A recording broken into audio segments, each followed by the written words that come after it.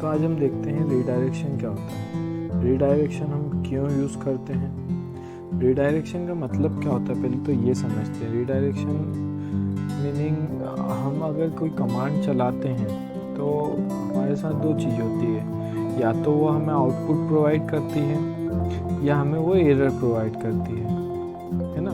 तो इन दोनों को ही स्टोर करने के लिए हम रीडायरेक्शंस का यूज़ करते हैं। जैसे कि हमें किसी आउटपुट को, किसी कमांड के आउटपुट को किसी फाइल में स्टोर करवाना है तो हम रीडायरेक्शन का यूज़ करेंगे।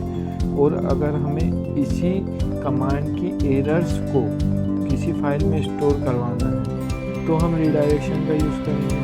और हमें अगर एरर और आउटपुट दोनों को ही स्टोर करवाना है तो भी हम रीडायरेक्शन का यूज़ कर सकते हैं। तो इसका मेन वर्क यही होता है कि किसी भी कमांड के आउटपुट को या एरर को वो किसी फाइल में स्टोर करने के लिए यूज़ किया जाता है। रीडायरेक्शन का मेन यूज़ इसीलिए होता है। देखते हैं हम आज कितनी रीडायरेक्शंस होती हैं और हम उन्हें कैसे यूज़ कर सकते हैं। चलिए शुरू करते हैं। हमारी पहली रीडायरेक्शन, ये मैंने मेरा टर्मिनल ओपन कर लिया है। जैसा कि मैंने आपको विंडोज़ पे इंस्टॉलेशन करना बताया था, अगर आपने मेरा वो वीडियो नहीं देख रखा है तो आप वो देख सकते हैं। मैं उसी पे सारा टेस्टिंग कर रहा हूँ अभी। तो देखते हैं हम सबसे पहला रीडायरेक्शन क्या है। सबसे पहला रीडायरेक्शन ही देखिए, जैसे मैं डेट टाइप करता हूँ तो मुझे आउटपुट में ये मिलता है, ये मेरा आउटपुट है, ठीक है। ये मुझे इस कमांड के थ्रू ये आउटपुट मिला है। अब मैं चाहता हूँ कि ये जो आउटपुट है वो मैं एक फ़ाइल में स्टोर करूँ, तो मैं डेट लिखूँगा, आगे मैं इसके बाद में ग्रेटर देन का साइन लगाऊंगा और उसके बाद में मैं फाइल का नेम, जैसे कि मैं टेम्प में एक डेट नाम से फ़ाइल बनाना चाहता हूँ और मैं इंटर कर दूंगा। तो ये जो सिंबल है इसको कहते हैं हम रीडायरेक्शन,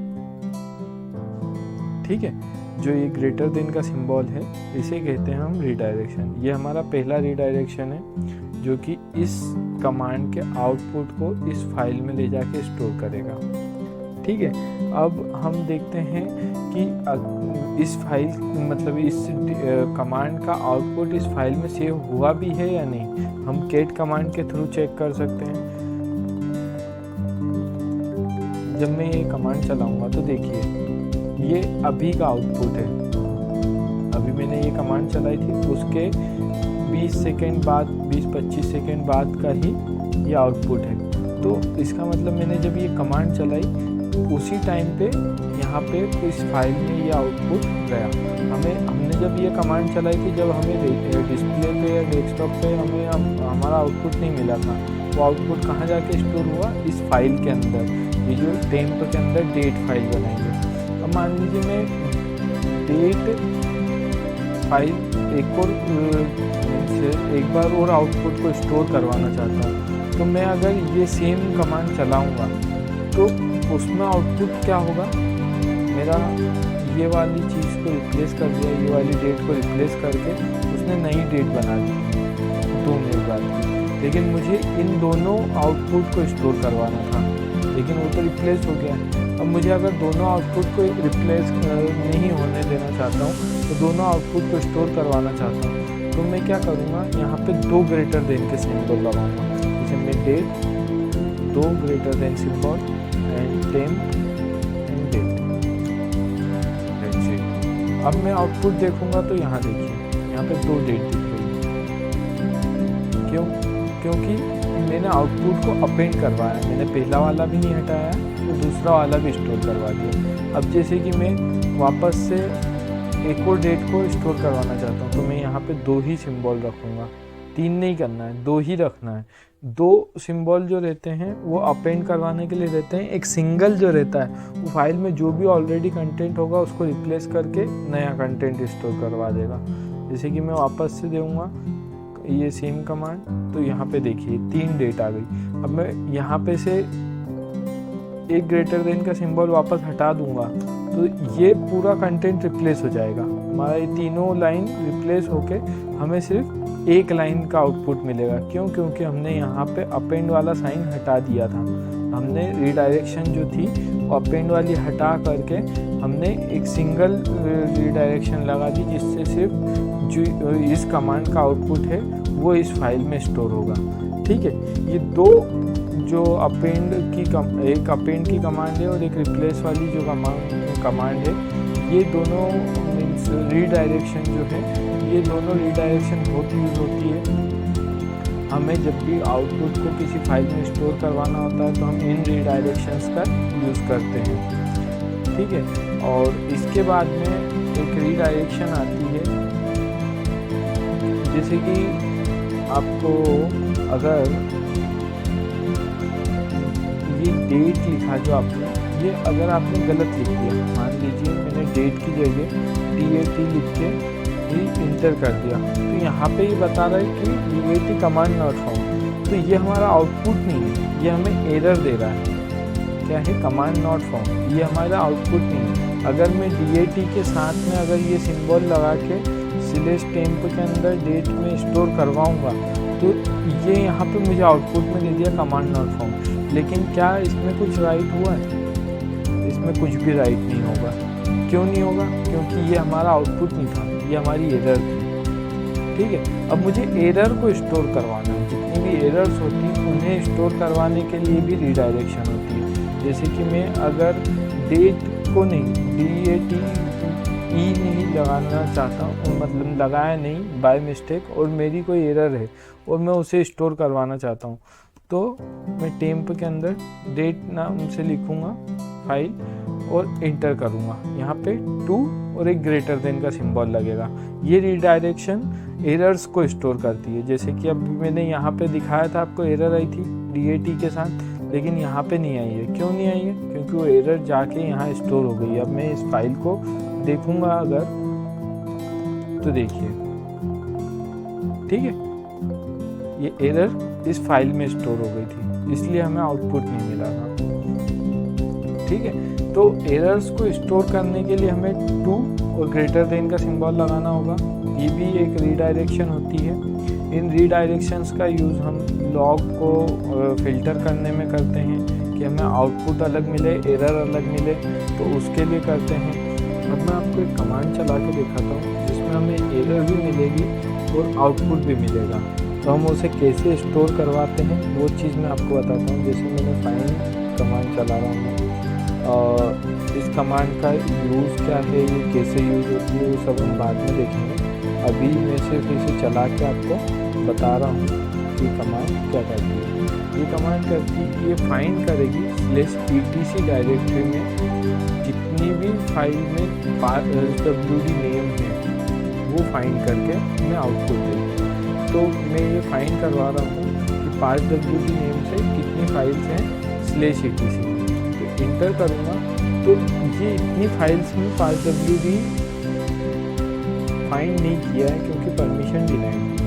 यहाँ पे भी परमिशन डिनाइड थी क्योंकि ये एरर्स हैं। ठीक है, तो ये जो दो हैं ये हमें आउटपुट मिले हैं। अब हम इसे फिल्टर आउट कैसे करते हैं वो मैं बताता हूँ। जैसे मैंने अब एरर मुझे निकालना है तो मैं एरर निकालूंगा /temp एरर में, और अगर मुझे आउटपुट को डालना है तो मैं /temp में /output नाम से एक फाइल बना देता हूँ। ठीक है, तो मेरा आउटपुट जो है वो /temp में आउटपुट में जाना चाहिए और जो एरर्स हैं वो टेम्प एरर में जाना चाहिए अकॉर्डिंग टू दिस रीडायरेक्शन। मैंने रीडायरेक्शन क्या लगाई है कि एरर्स मेरी, बिकॉज मैंने यहाँ पे क्या लिखा है 2 और ग्रेटर देन, और यहाँ पे सिर्फ एक ग्रेटर देन का सिंबल लगाया। तो अब मेरे जो एरर्स हैं वो एरर वाली फाइल में जाना चाहिए और जो मेरा आउटपुट है एक्चुअल आउटपुट वो सब आउटपुट वाली फाइल में आना चाहिए। मतलब कि ये जितनी भी परमिशन डिनाइड वाली लाइन है ये एरर्स में जाएगी और सिर्फ ये 2 लाइन मेरी आउटपुट में आएगी। ये इस कमांड का मतलब ये है। तो मैं इंटर करूँगा तो जब मैं आउटपुट देखूँगा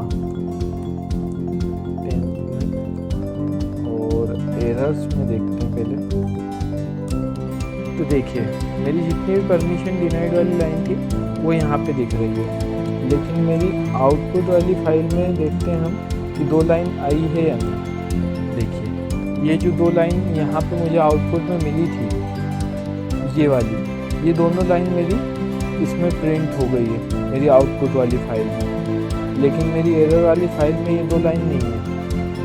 तो इसी टाइप से हम जब किसी भी कमांड का आउटपुट और एरर को फिल्टर आउट करना होता है किसी फाइल्स में, कि हमें सिर्फ लॉग में एरर ही एरर दिखे, तो हम इस टाइप की रिडायरेक्शन का यूज़ कर सकते हैं। या हमें सिर्फ आउटपुट या आउटपुट दिखे, एरर डिलीट हो जाए, तो भी हम कर सकते हैं। अब एक चीज़ और होती है, जैसे कि अगर मैं यहाँ पे एरर वाली फाइल को ना देते हुए मैं सिर्फ आउटपुट स्टोर करवाना चाहता हूँ, तो मैं सिंपली ये दे सकता हूँ, ठीक है। और अगर मुझे एरर को डंप करवाना है, तो मैं टू और ग्रेटर देन का सिंबल स्लैश देव और नल, ये कमांड चलाऊंगा। तो इससे मेरी एरर डंप हो जाएगी और आउटपुट मेरा इस फाइल में स्टोर हो जाएगा। और मैं अगर सिर्फ आउटपुट को देखना चाहता हूँ, मैं आउटपुट स्टोर नहीं करवाना चाहता हूँ, मैं सिर्फ आउटपुट को देखना चाहता हूँ और एरर नहीं देखना चाहता हूँ, तो मैं सिर्फ इतना लिखूँगा कि मुझे जो एरर्स हैं वो डेव नल में डंप हो जाए। डेव नल एक ऐसी फाइल होती है जिसमें अगर हम कोई भी फाइल का रिडायरेक्शन लगा के या कोई भी डेटा उसमें डालते हैं तो वो ज़ीरो हो जाता है, नल हो जाता है, ठीक है। मतलब वो कहीं पे स्टोर नहीं रहता, वो डंप हो जाता है। तो जैसे ही मैं ये इंटर करूँगा तो मुझे सिर्फ आउटपुट मिलेगा, ये जो एरर्स थी वो मुझे शो नहीं हुई है और ना ही कहीं स्टोर हुई है। अब मैं अगर ये कमांड को सिर्फ सिंपली ऐसे चलाता तो मुझे एरर्स भी दिखती और आउटपुट भी दिखता, लेकिन मैं एरर्स नहीं देखना चाहता था, इसलिए मैंने ये कमांड चलाई, मुझे सिर्फ आउटपुट मिला, ठीक है। तो इस टाइप से हम रिडायरेक्शंस को यूज़ कर सकते हैं। और रिडायरेक्शन का यूज़ हम मेनली लॉग्स को फिल्टर आउट करने में, किसी कमांड का आउटपुट को किसी फाइल में स्टोर करवाने में, या किसी कमांड की एरर्स को किसी फाइल में स्टोर करवाने में करते हैं। ये पर्टिकुलर आपके सिचुएशन पे डिपेंड करता है कि आपकी रिक्वायरमेंट्स क्या है, आपके रिक्वायरमेंट पे डिपेंड करता है कि आपको किस टाइप की रिडायरेक्शन यूज़ करना चाहिए, ठीक है। तो ये रिडायरेक्शंस मोस्टली यूज़ होती है। एक हमारी लास्ट रिडायरेक्शन आती है, जो कि जैसे कि आपने अभी देखा कि हमने जब ये कमांड चलाई थी तो हमें आउटपुट में मिला था एरर, और आउटपुट जो था कमांड का वो दोनों चीज़ें हमें साथ में मिली थी।